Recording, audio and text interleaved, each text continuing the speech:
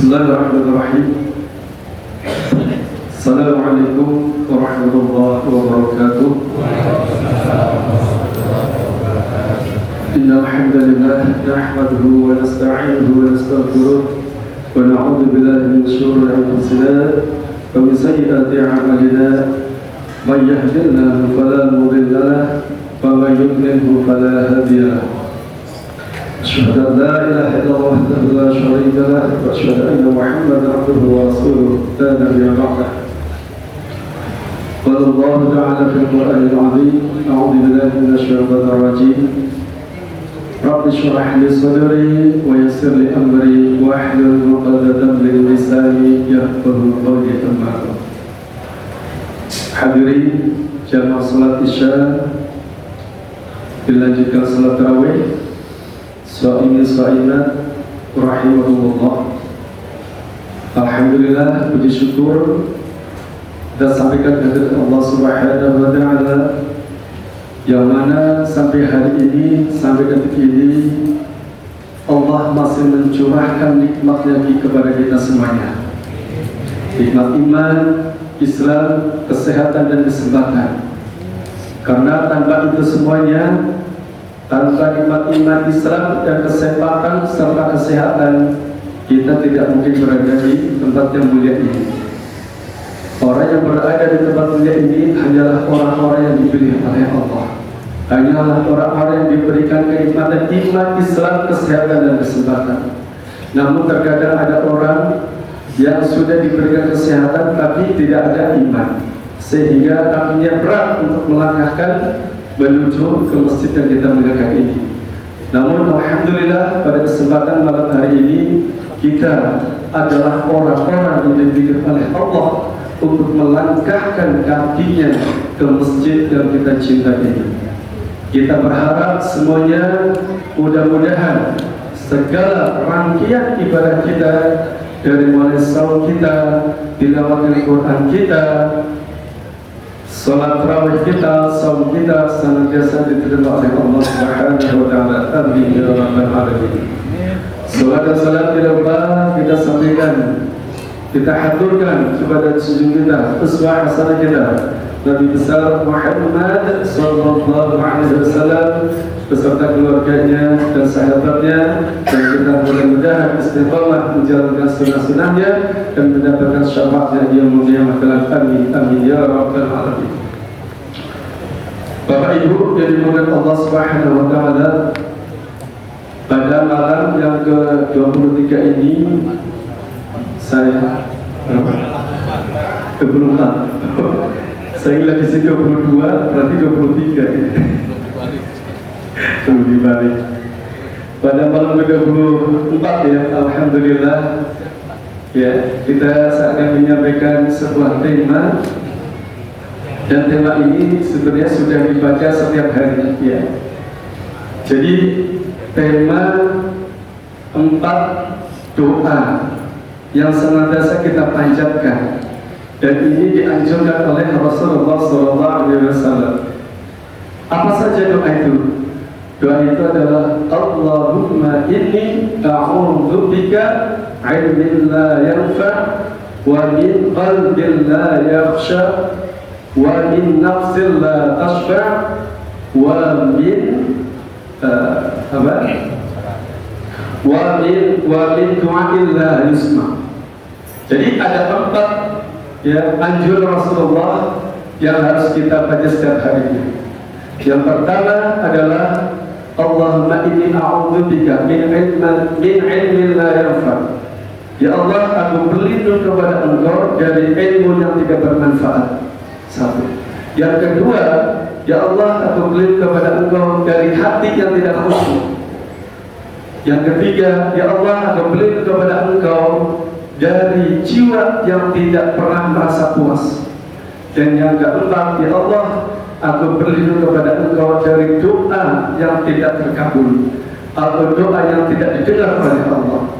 Ini anjuran Rasulullah SAW kepada kita semuanya untuk senantiasa berdoa pada 4 ini. Yang pertama adalah ilmu yang kita berlindung kepada Allah dari ilmu yang tidak bermanfaat. Bapak Ibu sekalian, ilmu yang tidak bermanfaat itu adalah ilmu yang tidak digunakan, ilmu yang tidak disebarluaskan dan kepada halayak banyak, ilmu yang hanya sekat, yang hanya untuk dirinya sendiri, tapi tidak untuk orang lain. Minimal jika kita tidak sanggup untuk menyebarkan ke masyarakat banyak, minimal ilmu itu bisa digunakan untuk diri sendiri dan untuk keluarganya, untuk anak kita, untuk istri kita. Minimal seperti itu. Minimal kita bermanfaat untuk di lingkungan keluarga. Jangan sampai kita punya ilmu tapi tidak dipergunakan. Ini sisanya amat pedih di hadapan Allah Subhanahu wa taala. Katakanlah kita hanya bisa memiliki ilmu baca Quran, sampaikan, ya walaupun hanya satu huruf. Maka kata Nabi, "Balighu anni walau ayat." Sampaikanlah apa-apa yang dariku walaupun hanya satu ayat.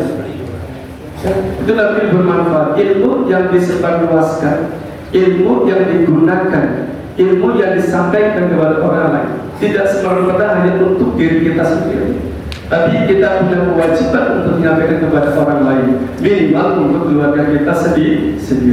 Kita baca Al-Quran, ajarkan kepada anak kita baca Al-Quran. Kita bisa baca Al-Quran, ajarkan anak kita baca Al-Quran. Jangan sampai anak kita itu, sampai kita kemudian kita meninggal dunia, anak kita belum bisa baca Al-Quran. Apa yang diharapkan? Padahal kita punya anak, salah satunya sebagai selain dari generasi adalah supaya kita memperoleh doa daripada anak-anak kita semua. Namun demikian kalau tidak punya ilmu, mereka tidak bisa. Mereka tidak bisa bagaimana cara dia mengirim doa kepada orang tuanya. Tidak bisa bagaimana cara dia taat kepada orang tuanya ketika orangnya sudah meninggal dunia. Bagian penting bagi kita untuk bisa menyampaikan meskipun hanya sedikit. Maka dari itu ancaman bagi orang-orang yang memiliki ilmu tetapi tidak dimanfaatkan, kata Nabi, asyaddun nasi adaban ya indallahi yawmal qiyamati alimun la yanfa' ilmuhu. Bahwasanya orang yang paling pedih siksanya di sisi Allah pada hari kiamat adalah orang yang berilmu tetapi ilmunya tidak bermanfaat. Jadi sisanya amat pedih Bapak Ibu. Jadi orang yang punya ilmu selain berdampak kepada orang lain juga akan berdampak kepada diri kita. Ya, kita punya ilmu tapi tidak mengajarkan kepada anak kita. Anak kita besok menuntut kepada kita. Dan ilmu yang kita miliki pun akan menuntut kepada kita. Karena apa? Ilmunya tidak dimanfaatkan, tidak disebarluaskan kepada orang lain. Itu. Jadi kita berdoa kepada Allah senantiasa diajarkan Allah supaya kita terhindar dari ilmu yang tidak bermanfaat. Ya. Kemudian yang kedua, doa kedua adalah doa supaya kita dijauhkan dari hati yang tidak khusyuk. Oh Allahumma inni a'udzubika min qalbin la yakhsha, dari hati yang tidak khusyuk.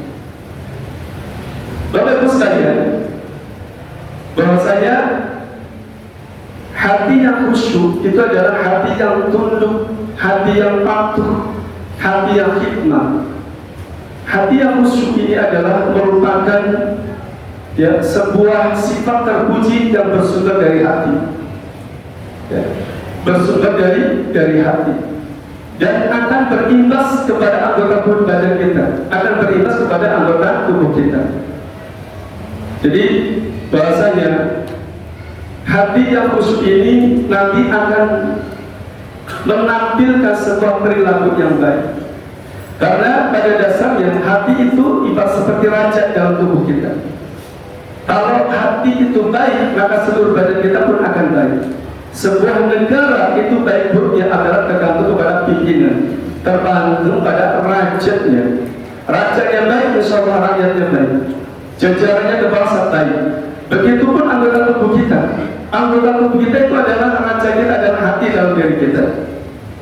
Maka kalau hati kita baik, semua yang ditampilkan dalam ucapan kita, pandangan kita, langkah kaki kita, itu pun akan menjadi perilaku yang terpuji. Maka Rasulullah SAW bersabda, Allah wa inna fil jasadi mudghah, idza salahat salahat jasadu kulluhu wa idza fasadat fasadat jasadu kulluhu, ala wa hiyal qalb. Ketahuilah bahwasanya di dalam diri manusia itu terdapat segumpal darah. Apabila darah itu baik, maka seluruh anggota badan kita akan baik. Dan apabila darah itu buruk, maka seluruh badan kita pun akan buruk. Ala wa hiyal qalb. Ketahuilah yang kendali itulah hati. Jadi Bapak Ibu sekalian, bahwasanya hati kita, perilaku kita, ucapan kita, baik buruk itu adalah tergantung suasana hati kita. Sangat menentukan suasana hati kita. Kalau hati kita baik, insya Allah semua yang ditampilkan pun akan baik. Hati baik itu adalah berawal dari khusyuk, berawal dari khusyuk. Makanya dalam Al-Quran disampaikan, dikatakan, wasta'inu bis-sabri was-shalah wa innaha lakabiratun illa 'alal khashi'in. Minta tolong kalian dengan sabar, ya. Wasta'inu bis-sabri was-shalah, sabar dan salat. Yang demikian itu amat berat kecuali orang-orang yang khusyuk. Ya. Jadi sholat kita juga dianjurkan untuk sholat yang khusyuk. Jangan sholat yang hanya sekedar menggugurkan kewajiban. Karena itu akan berdampak baik pada diri kita. Kalau kita sholatnya khusyuk, akan berdampak sangat baik pada diri kita. Makanya inna sholata tanha 'anil fahsya' wal munkar.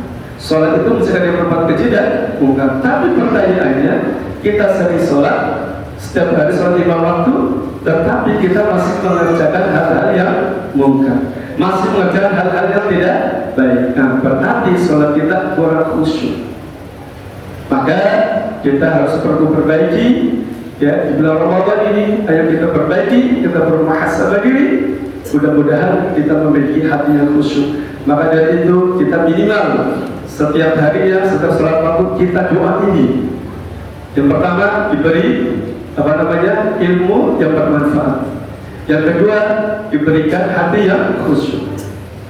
Kemudian yang ketiga, ya Bapak Ibu, karena waktu singkat, ya insyaallah cukup 3 saja. Yang terakhir, yang ketiga adalah jiwa yang tidak pernah merasa puas, Bapak Ibu. Jiwa yang tidak merasa puas. Artinya bahwasanya manusia itu adalah termasuk manusia yang mengkufur. Dalam Al-Quran surat Ibrahim ayat 34, Allah Subhanahu wa taala menjelaskan, wa in ta'uddu ni'matallahi la tuhsuha innal insana ladzalumun kafar. Sesungguhnya jika engkau menghitung-hitung nikmatku, maka engkau tidak akan menentukan jumlahnya. Innal insana ladzalumun kafar. Sesungguhnya manusia itu adalah amat zalim dan amat kufur terhadap nikmat kata Allah. Ya. Jadi Allah sejatinya sudah memberikan segala yang kita perlukan, segala yang kita inginkan Allah sudah kita berikan. Nikmat Allah begitu banyak, nikmat Allah begitu besar. Namun terkadang kita tidak mensyukuri nikmat itu. Ya, dari mulai nikmat udara, nikmat sehat, ya Allah, kalau kita itu, maka kata Al-Quran tidak akan bisa menentukan jumlahnya. Ya, nikmat matahari, saat dia tidak ada matahari, 1 hari saja, kira-kira bisa hidup nggak Bapak Ibu? 1 hari bisa hidup tapi bergelimpangan, susah. Ya, Masya Allah, cuma 1 hari saja, listrik gak ada, matahari gak ada, gelap gulita bumi, itu baru 1 nikmat. Boleh nikmat angin, udara, nikmat air, Masya Allah, itu ada nikmat Allah yang begitu melimpah yang diberikan Allah kepada kita. Itu nikmat yang terlihat. Namun terkadang kita sebagai manusia itu melupakan itu semuanya. Dianggapnya kita sebagai itu wajar. Ya, itu wajar. Kita merasa menghargai nikmat Allah ketika kita dalam kondisi sakit. Baru kita betul merasakan nikmat Allah. Ya Allah, betapa besarnya nikmat-Mu, betapa besarnya nikmat-Mu yang memberikan kepada kami. Ya, itu baru terasa ketika kita sakit. Tidak bisa apa-apa, tidak bisa melakukan aktivitas apa-apa. Baru merasakan, oh ya Allah, nikmat Allah ternyata besar banget. Pertanyaannya, apakah kita bersyukur kepada Allah? Apakah kita harus menunggu sampai dulu? Tentu tidak. Sebagai orang beriman, kita harus selalu bersyukur nikmat Allah, ya, baik yang terlihat maupun yang terdengar. Itu baru yang terlihat, yang sehari-hari kita rasakan nikmatnya. Berupa nikmat kesempurnaan fisik kita, kesempurnaan badan kita, itu masya Allah. Maka dari itu, meskipun kita sebagai hamba Allah terkadang kufur, terkadang zalim terhadap nikmat Allah, tapi Allah masih kasih kesempatan. Ya, di dalam ayat berikutnya surat apa ya? Saya lupa tuh. Tapi ayatnya sama. Wa in ta'uddu ni'matallahi la tuhsuha innallaha laghafurur rahim. Jadi ketika manusia sudah berbuat zalim kepada Allah, seolah-olah Allah itu masih memberikan kesempatan untuk bertobat kepada Allah. Ya, innallaha laghafurur rahim. Sesungguhnya Allah Maha Pengampun dan Maha Kasih Sayang. Meskipun kita sudah lalai dengan nikmat Allah, kita zalim dengan nikmat Allah, tetapi ketika kita ada nasihat, kemudian hati kita tersentak, hati kita kemudian kembali kepada Rabb-Nya, kita kemudian bertobat kepada Allah, Allah masih menerima tobatnya. Masih ada kesempatan untuk bertobat kepada Allah. Maka dari itu sesungguhnya rahmat Allah, maghfirah Allah itu jauh lebih besar dari murka. Seandainya dibalik murka Allah lebih besar dari rahmat Allah, mungkin gak ada manusia yang hidup kan. Sekali melakukan kesalahan langsung mati, sekali berbuat salah langsung Allah matikan. Gak tersisa dunia ini. Tapi Allah luar biasa. Nah, ternyata kita sebagai hamba Allah malah justru kebalikannya. Kita sudah banyak berbuat kebaikan kepada orang lain, kita sudah banyak berderma kepada orang lain, tapi ketika kita melakukan satu kesalahan, maka kebaikan yang beribu-ribu banyaknya sirna hilang total. Nah, itulah perbedaannya manusia sama khalik sama makhluk. Kalau khalik, masya Allah tidak terbatas kasih sayangnya. Makhluk hanya sedikit terbatas, sangat terbatas. Pada itu kita hendaknya senantiasa meminta tolong kepada Allah. Empat ini minimal kita baca setiap sholat. Allahumma inni a'udzubika min ilmin la yanfa wa min qalbin la yakhsha wa min nafsin la tashfa wa min du'ain la tusma. Minimal empat ini, agar kita semuanya terhindar dari empat perkara ini, terhindar dari ilmu yang tidak bermanfaat, terhindar dari hati yang tidak khusyuk, terhindar dari hati yang tidak pernah merasa puas, terhindar dari doa yang ditolak oleh Allah Subhanahu wa Ta'ala. Mungkin ini saja yang kita sampaikan, mudah-mudahan bermanfaat. Subhanallahumma wa bihamdika asyhadu an la ilaha illa anta astaghfiruka wa atubu ilaik. Assalamualaikum warahmatullahi wabarakatuh.